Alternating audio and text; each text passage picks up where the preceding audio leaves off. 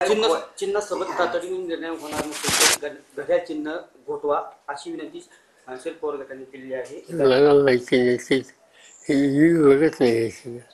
साहेब, one nation one election संदर्भात आपली one nation one election संदर्भात आपली भूमिका काय? असं आहे की त्याच्यात 2 वर्षात वेगळी आम्ही इंडिया आघाडीमध्ये आम्ही एकत्र बसतो आहोत.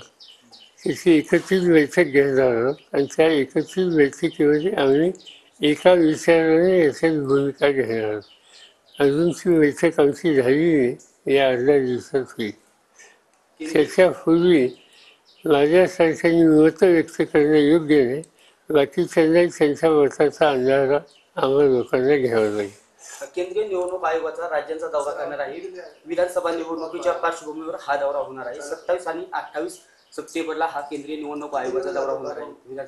चांगली गोष्ट, कारण केंद्रीय आयोग, निवडणूक आयोग इथे एकंदर स्थिती काय याची पाहणी करते.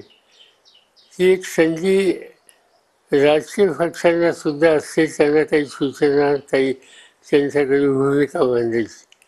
आता हे दिल्ली जाऊन करण्याच्या ऐवजी ते स्वतःच्या राज्यामध्ये आले जिथे निवडणूक आहेत, तर तिथे सुसंवाद साधायला सोपं होतं आणि निवडणूक आयोगाचा हा दृष्टिकोन त्यातून मी स्वागत करतो.